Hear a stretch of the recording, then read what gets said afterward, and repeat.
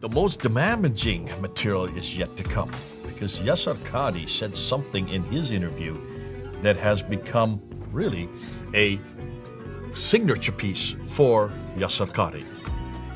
Your standard narrative has holes in it. What narratives? Standard Islamic narrative has holes in it. That's where he says it. You want to see it? Stay tuned. For many centuries, Muslims have been told the Qur'an is perfectly preserved, letter for letter and word for word. Imams, sheikhs, and top Islamic scholars have preached it over and over again. But now, the music has changed. Islam's own leading scholars now admits that the Qur'an was never preserved. In this gripping video, Dr. Yasir Qadhi, in an interview with Muhammad Hijab, reveals startling truths that challenge centuries of belief. Watch as Fadi and Dr. J. Smith dissects Dr. Qadhi's interview and what it means for the reliability of the Qur'an. Welcome back, everybody. This is Fadi, and with me here in our studio is our dear brother, Dr. J. Smith, and we have been taking a deep dive into that damaging interview that took place on June 8th, 2020, between Dr. Yasir Qadhi and Muhammad Hijab. And we have basically dissected few parts of that interview last time. We raised a number of alarming questions that emanated from that particular interview, and we are going to continue along the same line by raising even more questions concerning the issue that was raised in that particular interview. As I mentioned, with me here in studio to unpack all of that for us is our dear brother, Dr. J. Smith. Dr. J, welcome back. Thank you. Thank you. So last time you asked at least 6 amazing questions, of course, that logically will result from just reviewing that interview. If you'd like to comment on those and add more to it. We're going to add for them because I think we need to unpack. A lot of people have seen that interview, and I've heard many people come back and say, can you help me understand what the significance? It seems so damaging, but I didn't understand an awful lot of what he was saying. So let's continue with those. Here's number 7. He talked about the fact that that Muslims have a respect for the Quran. And there are certain things that they don't go beyond. They ask up questions and then they stop, and there's a red line. You can see there's a picture there. That's Yasir Qadhi pointing to the red line. You don't cross that line. Muslims do not cross the line. And that's the respect they have. And that's what he's grown up with until he went to Yale University. Remember, Yale University is in the West. He's from Houston. Yale University is the Northeast. He had never heard these kind of questions, and now he was exposed to Western academia. And Muhammad Hijab asked him, well, is this where you had your crisis of faith? This is well known that he went through a crisis of faith in 1995. And he said, no, it wasn't really a crisis of faith. It was a crisis of knowledge. In other words, I didn't really understand. But then he quickly went into almost a mantra. Did you notice that mantra? I'm absolutely persuaded that it's the word of God. I'm absolutely persuaded that it is preserved. He went through almost a litany of things that he's memorized, almost to persuade himself there on camera that he has no doubt that this is the word of God. However, he didn't know how to answer these questions when he got to Yale University.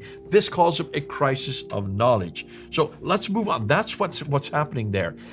Here, unlike in the West, he said, and he talked about the West referring to himself living in Houston, going to Yale University, versus the East, and he's pointing to hijab. He says, you in the East, he kept on saying you in the East, it's different for you. You're in a different world. Here in the West, I've got to deal with academia. I can't make statements like you can make on YouTube. You can say whatever you want. There are no red lines here in the West. You have red lines. I don't. I have to work without any red lines. I've got to come up with some type of answer. So he was admitting that there in that interview. And then he went on and said, the problem is that you, and he kind of pointed to Muhammad Hijab, your narrative, your standard narrative has holes in it. Wow, when he said that. Yeah. In other words, he's saying if you go to the East, there are holes, but you cannot explain them. In the West, at least, you try to explain them. You try to explain, yeah. But you notice in the entire interview, he did not explain them. How many times did Muhammad Hijab, okay, since you can explain it, you're in the West, here's the blank Musaf, which one are you going to write?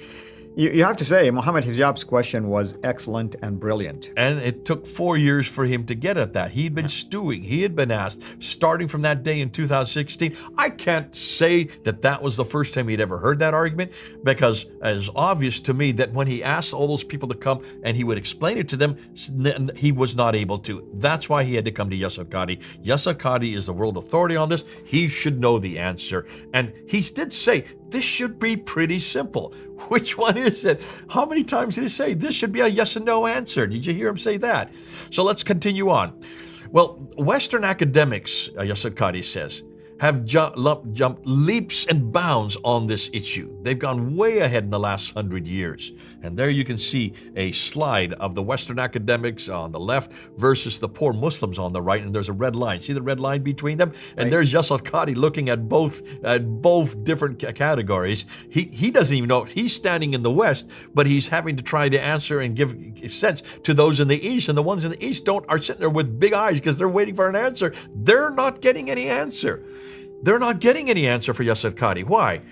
Well, they look at the rest of us, those in the West, like emperor with no clothes. You know the story about the emperor little clothes, the little boy Right. that's watching this emperor going no clothes, and he's the only one that explains why he doesn't have any clothes on. Well, that's exactly what they're saying to all the other Muslims. Guys, you don't have an answer for this. And that's why he was admitting that he's part of that group himself. I've never lectured on this subject, he said. Nor will I ever lecture on it except in my class. Take my class, we'll do a deep dive. To me, that's a huge admission right there. In other words, I want to tell you secretly, behind closed doors, what I think. Exactly. And in 25 years, now he's talking 25 years from 2020, that would make it 1995. That's when he got his doctorate. So from the time he got his doctorate on this very subject at Yale University, he's never done a lecture on it. But wouldn't that interview would have been the perfect platform for him to explain it to everybody who's watching? Why should you take his class? For what purpose? It's almost like sounded like I'm all about money. You know, it came across as if that way. I'm sure that's not what he meant. He meant take my class so that I can explain it to you. But why can't you explain it to everybody? Because it should not be brought up in public. Yeah. Boy, did he come down hard on that. Take the camera off, turn it off. Don't even continue this. Afterwards, I will explain it to you. I would love to have been there as a fly in the wall to see how would he explain it, if they even did go into this afterwards. Because he does come up with an answer when push comes to shove. Nonetheless, at this point, he was saying, I have never talked about it. I never want to talk about it. Please don't ask me this question. Turn the camera off. This is the most difficult problem for scholars in the last 1,000 years. Al-Jazari, listen, he spent 80 different articles writing about it, and he could come to any conclusion. Dr. J explains and demonstrates how the Dr. Yasir Qadhi tried very hard to evade the question about Quran preservation.